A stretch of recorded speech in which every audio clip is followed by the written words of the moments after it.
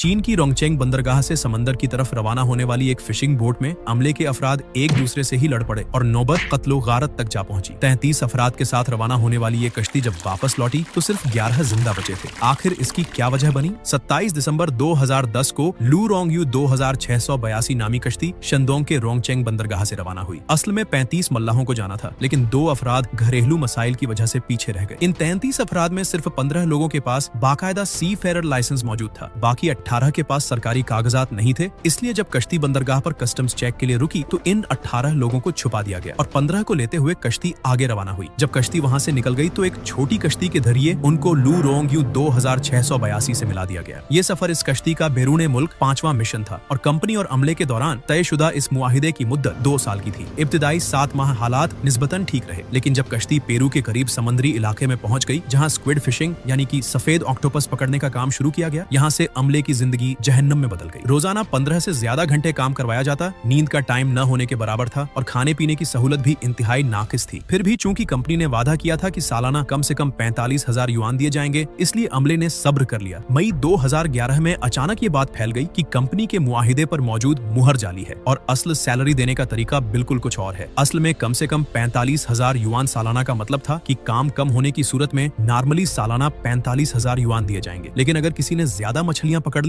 तो उसे extra commission भी दिया जाएगा। लेकिन यहाँ तो सबसे ज्यादा मछली पकड़ने वाले लियू गुइदुओ को भी मंथली सिर्फ 3,000 युआन ही मिलते थे। बाकी मल्लाहों की आमदन तो इससे भी कम थी। इसके बाद अमले की काम में दिलचस्पी खत्म हो गई। जो काम पहले रात 8 या 9 बजे तक मुकम्मल हो जाता था, अब वही काम आधी रात को भी खत्म नहीं होता था। लोग काम चोरी करने लगे थे, एक दूसरे से गपशप में टाइम पास करने लगे या इधर उधर टहलते। लियू गुइदुओ ने एक बार कप्तान ली चिंगचुआन से दरख्वास्त की कि वह वापस वतन जाना चाहता है, मगर उन्हें बताया गया कि जिनके पास सर्टिफिकेट नहीं होता वह ब्लैक वर्कर कहलाते हैं और ऐसे लोगों को कोई और कश्ती ले ही नहीं सकती, क्योंकि यह सीधा सीधा स्मगलिंग में आता है। लियो गुइदो ने गुस्से को कंट्रोल करते हुए खामोशी से दोबारा मछली पकड़ने का काम शुरू कर दिया। मुआहिदे के मसाइल की वजह से तमाम मल्लाहों का मूड खराब था। एक रात खाए पिए में एक वर्कर